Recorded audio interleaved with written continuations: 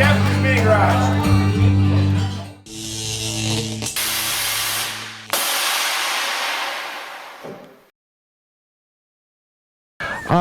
We went and stopped and saw my buddy Carl. He just moved out here to Tennessee a couple weeks ago from Oregon, and we were the first visitors at his house. And then we made our way to Johnson City, Tennessee to visit with Matt. And we're gonna check out a couple things he's got going on around here. And I hope you guys dig it as much as I do. You ready to show us? Yeah, I'm camera shy. No. Go ahead. No, it's fine. All right. Well, let's take a look at what we got.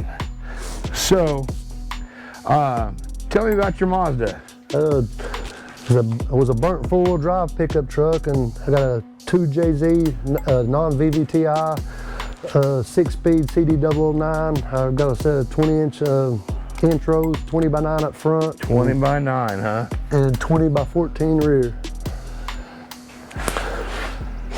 Custom dash. Just Well, so let's slow down a little bit here, and tell me about the dash. This, I don't know, I was sort of like fighter jet, maybe like super inspired, just out of my head, that's what I came up with cardboard. Just taped it all together. Well, so you made a cardboard cutout and then traced it all out and then transferred it to metal and tacked it all together. That's a lot of work. Excuse me. And it does kind of that fighter jet, and it looks like you're gonna put some round gauges in it. Yeah, it'll have round gauges and then a black Lexan over all the part where all the gauges will be covered, so everything will be blacked out until it's basically lit up. GM's tilt column, and GM wire and harness, and then I'm running a Fuel Tech 450 for the management on the motor. Okay. And it'll probably more than likely be a flex fuel E85 or gas, you know, whatever. Right. So then tell me about what's going on down here. I see some cutting and welding here. Yeah. The bed's gonna be the same way. It's just basically not done yet, but you can get an idea of what it's gonna be. I had to raise it up some to cover my wheel tubs up so I could run a flush mount lid in the rear. Right. So I didn't, you know, the wheel tubs wasn't really in your face or whatever. And then so whenever I raised that up, it didn't flow good. So I raised up the windows and the top of the doors to match the fender line, so the whole thing flowed together. So you've added an inch to an inch and a half here in the middle of the cab. Right there, and then I took an inch and a half away on the rocker. Okay, so it's the same height, really. Yeah, but it's going to look lower because you took an inch and a half out of the rocker. Exactly. Yep. And then you raised it. The bed sides are raised an inch and a half also. Yep. And that'll come back flush out here where it belongs, right? Yep. I mean, I see it's just marked up with tape. Yeah. That's kind of cool. Yeah, so you can get a visual of what it's going to look like, and like I said, the line of it. And see, it makes the glass also. I'm this OCD. It makes the glass with the back glass all the same lines height. up, so all the glass the glass comes down on the cab the same height all the way around. And then the gas door shades. And then I had to cut the bed flat. So how much did you take out of the bottom of this? An inch and a half off the whole bottom of the truck. Whole bottom of the truck. Yeah, an inch and a half, and capped it with 1/8. So like I said, it could hit a spark or two or whatever, and it still wouldn't hurt nothing on the rockers. I ain't gonna probably drag it rockers. I'll put something under it, of course, but like I said, it'll lay flat rocker. And then. And are you going to go, is this just for mock-up? Well, I'm not sure if I'm going to unibody it. It might be unibody, it's in the air still, or like I said, if not, it'll have a tight bed gap because basically it's going to be a death cart. The cab will be basically welded, the cab will be welded to the chassis, and it'll be unibody, the whole thing. So if the bed unbolts, like I said, it won't move. It won't have no body bushings on the cab. Right. And then, so tell me, you got the frame narrowed here. Yeah. I think it's like 25 inches in between the rails. Okay.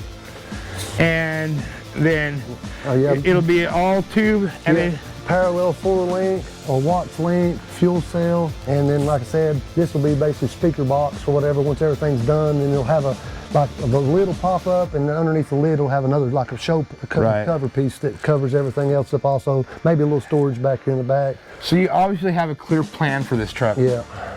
Do you have a big fancy rendering that everybody else has? No, this is my rendering. Right. I mean, it's the same way. I build it out of my head. Yeah. And I mean, and I respect the fact that, you know, people that build stuff in their own garage, I don't have some art program to, so I just do it out of my head, what I think is cool. and I definitely think this is cool. I don't know if we can get down and see the roll pan or not, but I've got a lot of junk. We got on a sort of a little mini Nat Crunch or whatever on this other truck, and I've got. I remember seeing some pictures of this before. Yeah, I just dimple dyed. Yeah, dimple dyed the pan, and just like a sort of like, I don't know what kind of cut you would call that, just like maybe like a Cali cut. Right. Yeah. Bottom, and then like I said, I shaved the tail lights, Yeah. and same thing in the front. It won't have no plastic grill. It'll all be metal around it, so there won't be no plastic on this truck. No trim plastic. No, everything's metal. Well, I know that we started messaging back and forth shortly after I started Mini Garage, and I've been following the progress of this. And every time you do something with it, I'm like, damn. And I'd like to see you find the time to get back on it, because it's definitely rad, and I can't wait to see it finished. But I know you've got other stuff going on out here. I've got quite a bit of customer stuff. I got a little behind on it, and had the 2020 was really a rough year. My grandmother, which was basically my mother or whatever, or another mother basically, right. I would say, but she died, and like that sort of set me back a little bit there or whatever. Just and didn't think that was ever going to happen. Which is that's one thing Yeah. comes to or whatever, and it's inevitable. Everybody's going to die eventually, but that was my superhero. Oh, I'm sorry, for sure.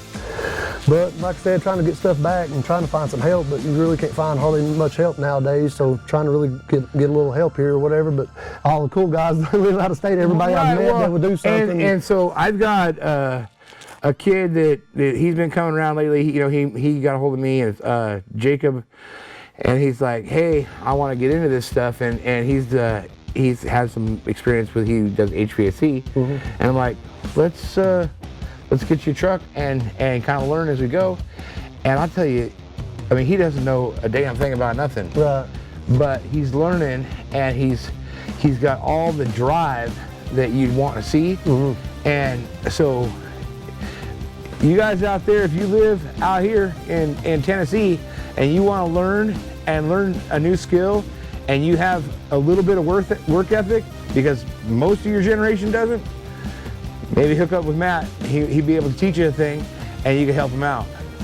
Yeah, like I said, I worked for a guy for close to 5 years for $5 an hour, and I'm saying, and I paid for my own gas and everything, so I really didn't make no money. But the knowledge I got, I couldn't went to school and got taught this stuff. Absolutely. Like I said, never went to welding school, never painted. Like I painted cars before I even went to school, so I'm self-taught on everything. I've never had no school, and I got my GED. I didn't even finish school, so I got my GED after or whatever, and I didn't even really study for it. But I didn't say I'm super smart or nothing. I'm just, some of the stuff's basic, and then, There's nothing wrong with having a GED. I got a GED, and the only reason I ever went and took the test was because the job I have, it was a requirement to have something, Right. So let's poke around this one a little bit. The one on the left, it's going.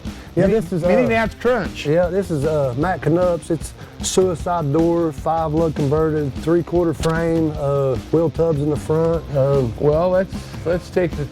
We're talking a whole lot of stuff here. Yeah, I'm fast and I'm hyper. That's all right.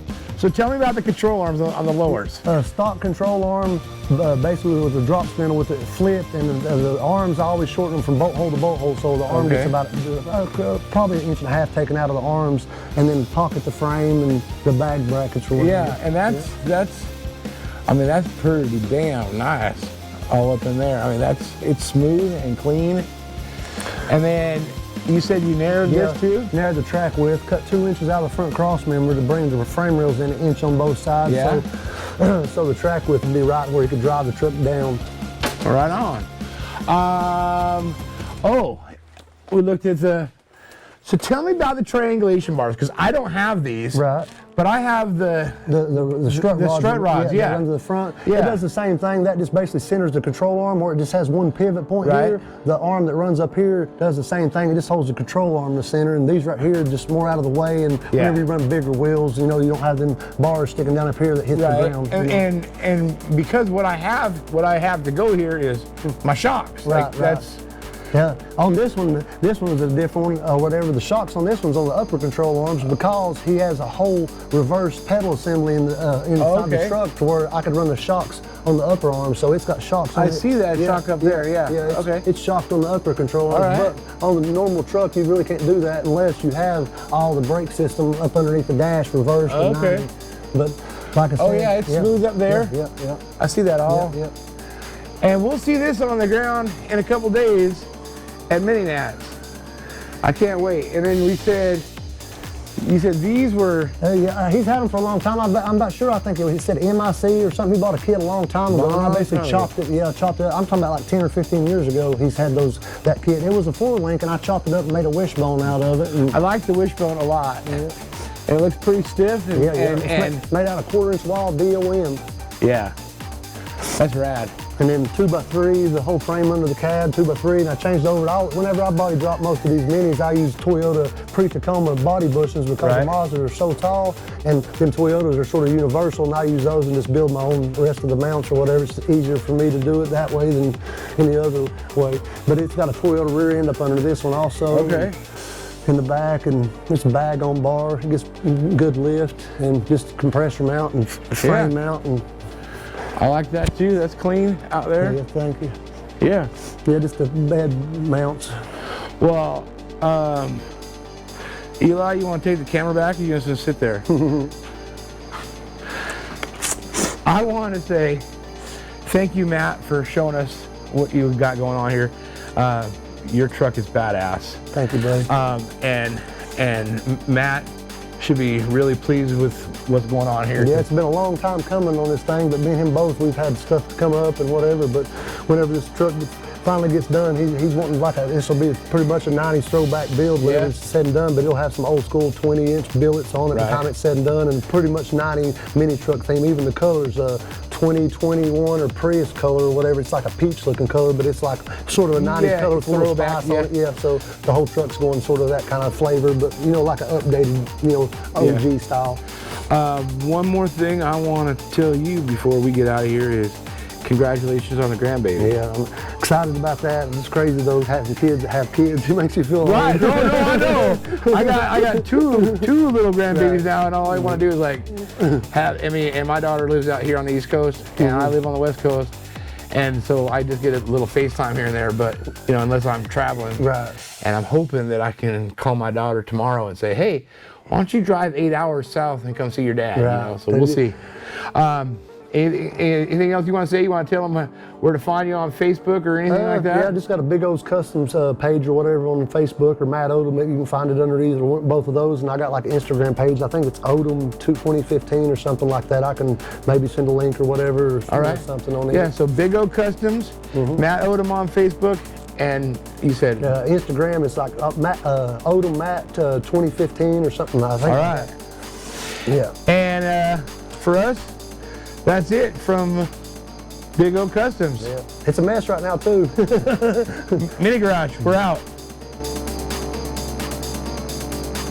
Hey, I'm Ron, and that was Mini Garage. Before you take off, don't forget to hit up the website, hammeredweekendwear.com, where we have hats like these, banners like those, stickers, and all the swag you need to support our show. Thanks for tuning in.